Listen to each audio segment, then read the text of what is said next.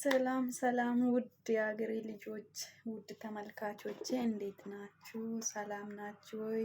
ባላችሁበት የጌታ ሰላምና ጸጋ ብዝት ይበልላችሁ። እኔ ሰላም ነኝ፣ እግዚአብሔር ይመስገን። ዱባይ ላላችሁ ጓደኞቼ እንኳን ደስ አላችሁ። በሁለት ዓመታችን ያው ዝናብ አይተናል። እኔ እዚህ ከመጣሁ ዝናብ አይቼ አላቅም። ይሄም የመጀመሪያ ጊዜ ነው ዝናብ ማየቴ ነው እንግዲህ እና በጣም ደስ ብሎኛል። ዝናብ ስላየው ብቻ በጣም ደስ ብሎኛል። ግን ይበርዳል ትንሽ። ያው ብርዱ የሊብኔን ብርድ እየሆነ ነው በሶስት ቀን ማለት ነው። እና እንኳን ደስ አላችሁ ለማለት ፈልጌ ነው። ያው በዚህ በጎርፍ ምክንያት ደግሞ ያው አንዳንድ ነገሮች ሊከሰቱ ይችላሉ። እንደ ዛሬ 2 ዓመት አካባቢ እንደዛ 3 ልጆች ከኢትዮጵያዊ የሆኑት 3 ልጆች ሞተዋል እዚህ ዱባይ። እና እንደዛ ዘንድሮ ግን እንደዛ አይነት አልሰማውም። ሰላም ነው መሰለኝ እስካሁን።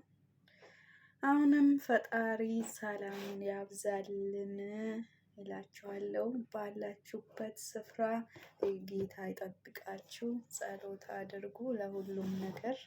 ፈጣሪ ይጠብቀን። ፈጣሪ ሀገራችን፣ ቤተሰቦቻችን ሰላም ያድርግልን። በዚሁም ደግሞ እንኳን አደረሳችሁ ለማለት እፈልጋለሁ። ያው እዚህ ያላችሁ ኢትዮጵያውያኖች እንግዲህ የነሱ በዓል 2022 ውስጥ እንግዲህ ምን ማድረግ እንዳሰባችሁና ከዚህ በፊት 2021 ውስጥ የነበረው ነገር ምንድነው? ገጠመኝስ አለ ካለ ያው ይነገረን። ደግሞ ምን እንዲስተካከል ለ2022 ውስጥ ከዚህ በፊት የነበሩ ነገሮች ምን እንደሚስተካከል አብረን የምናስተካክል ነገር ይኖራል። ከዚህ በተረፈ ያው እንኳን አደረሳችሁ ለማለት ነው የመጣሁት።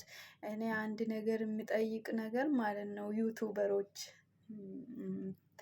ማለቴ ብዙ ሰብስክራይብ ላላችሁ ሰዎች ጥያቄ ነው ይሄ።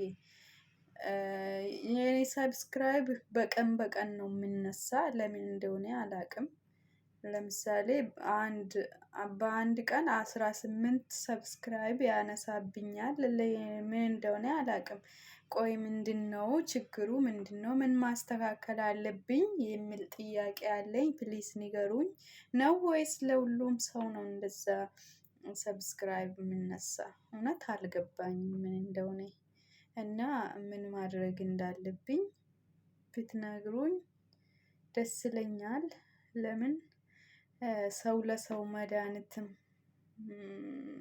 ነው። ግን ያው በአንዳንድ ቦታ ደግሞ መርዝም ነው።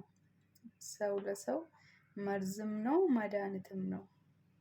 ስለዚህ ከነዚህ ሁለት ውስጥ አንድ ሰው ለሰው መድሃኒት የሆናችሁ ሰዎች ካላችሁ ምን ማስተካከል እንዳለብኝ ብትነግሩኝ እወዳለሁ።